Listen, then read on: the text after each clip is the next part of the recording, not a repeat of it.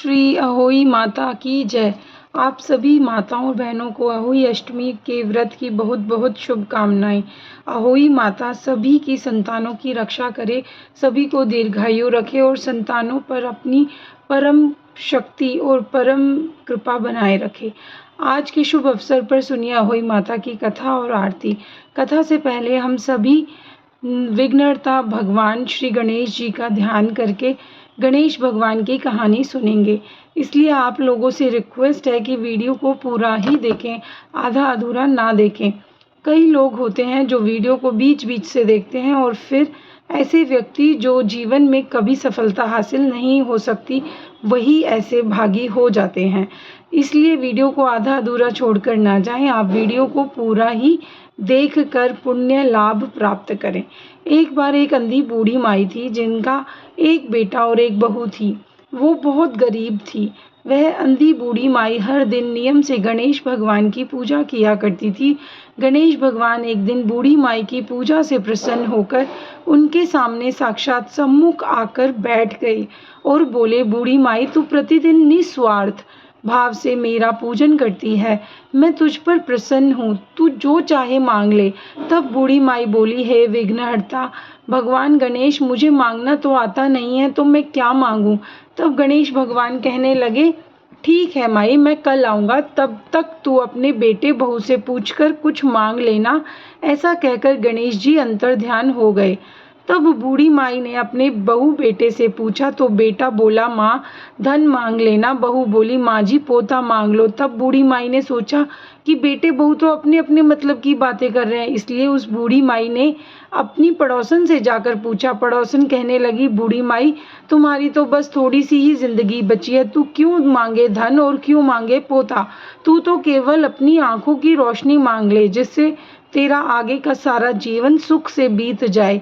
तब उन बूढ़ी माई ने बेटे बहू और पड़ोसन की बात सुनकर घर में जाकर सोचा कि ऐसा क्या मांगूं जिससे बेटा बहू भी खुश हो जाएं और मेरा भी भला हो जाए। मैं तो वही मांगूंगी। अब जब दूसरे दिन गणेश भगवान बूढ़ी माई के सम्मुख आए तो बोले, बूढ़ी माई मांग ले। गणेश भगवान के वचन सुनकर बूढ़ी माई हाथ जोड़कर बोली, हे विघ्नहर्ता, अन्न देवो, धन देवो, निरोगी काया देवो, अमर सुहाग देवो, दीदा घोड़ा देवो, सोने के कटोरे में पोते को दूध पीता देखूं, अमर सुहाग देवो और समस्त परिवार को सुख देवो। आपके श्री चरणों में मुझे स्थान भी देवो। बूढ़ी माई की बात सुनकर गणेश भगवान बोले, बूढ़ी माई, तूने तो मुझे ठग लिया और कहती है कि मुझे मांगना नहीं आता। जो कुछ भी तूने मांग लिया अब वह सब कुछ मिलेगा। ऐसा कहकर गणेश भगवान वहीं अंतर्ध्यान हो गए और विघ्नहर्ता गणेश भगवान, जैसे आपने बूढ़ी माई को दिया वैसे ही सब इस कहानी को सुनते, कहते और हुंकारा भरने वाले को देना, वैसा ही सबको देना और सभी पर अपनी कृपा बनाए रखना। सभी प्रेम से बोलिए, श्री गणेश भगवान की जय। पौराणिक कथा के अनुसार एक बार एक साहूकार था जिसके 7 बेटे और 7 बहुएं थी, साथ ही एक बेटी भी थी। दिवाली से पहले घर को लीपने के लिए इकलौती ननद अपनी भाभियों के साथ जंगल में मिट्टी खोदने गई।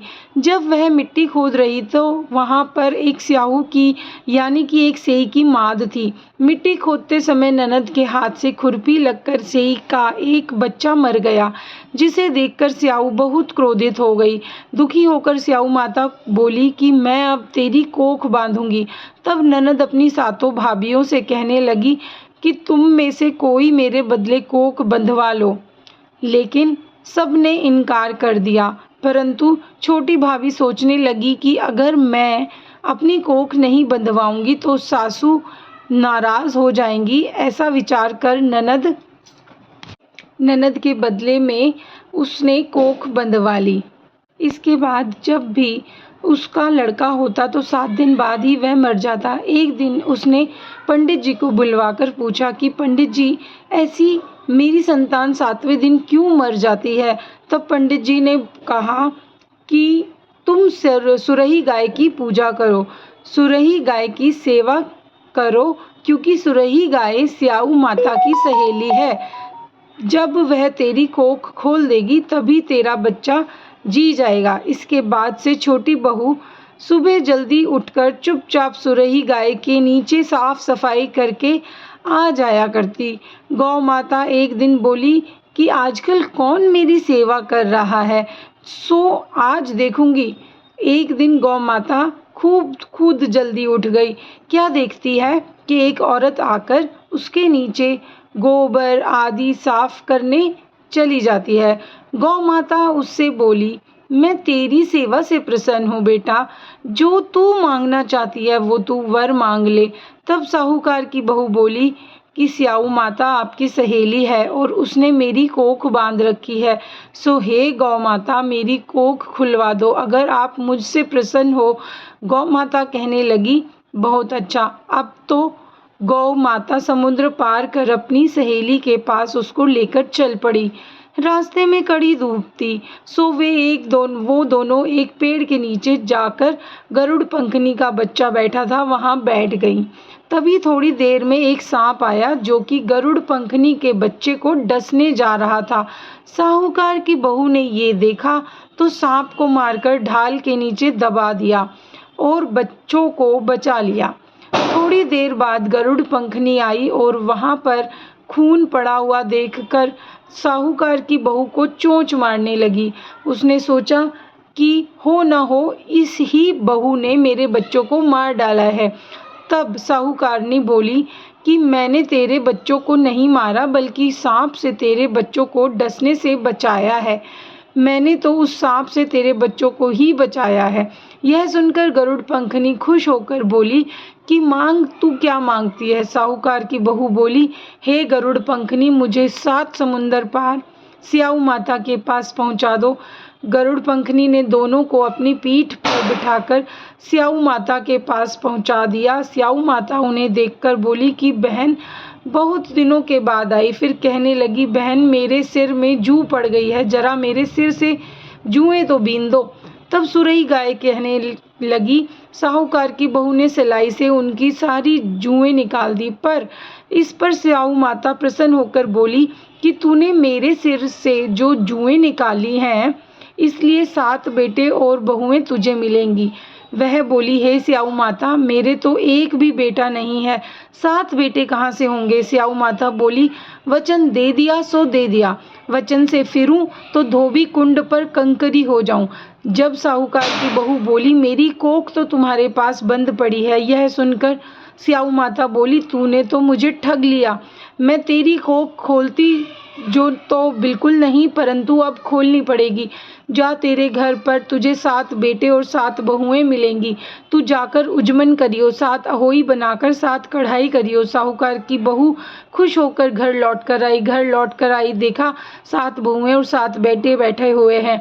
वह बहुत खुश हो गई। तब उसने 7 अहोई बनाई, 7 उजमन किए, 7 कढ़ाई की। रात के समय जेठानियां आपस में कहने लगी कि जल्दी जल्दी नहाकर पूजा कर लो, कहीं छोटी बच्चों को यहाँ ये याद करके रोने ना लग जाए। थोड़ी देर में उन्होंने अपने बच्चों से कहा कि जाओ बच्चों, अपनी चाची के घर जाकर देखो वहाँ आज भी कोई रो रही है या नहीं, क्योंकि हर साल तो अहोई अष्टमी के दिन छोटी बहू अपने बच्चों को याद करके रोती है। बच्चों ने जाकर देखा कि चाची तो कुछ मान बना रही है, खूब उजमन हो रहा है। यह सुनते ही जेठानियां दौड़ी दौड़ी उसके घर पर आईं और जाकर कहने लगी, छोटी बहू तेरी कोख तो बंधी हुई थी, तूने कैसे कोख खुलवा ली। तो वह बोली, तुमने तो कोख बंधवाई नहीं थी, सो मैंने ही कोख बंधवाई थी। स्याऊ माता ने कृपा करके मेरी कोख खोल दी। हे स्याऊ माता, जिस प्रकार आपने मेरी कोख खोली उसी प्रकार संतान सुख की इच्छा रखने वाले सभी महिलाओं की कोख भी खोल देना। संतान सुख की कामना करने वाली हर महिला को संतान सुख देना और जिसकी संतानें हैं उनकी सभी संतानों की रक्षा करना। श्री स्याऊ माता और अहोई माता की जय।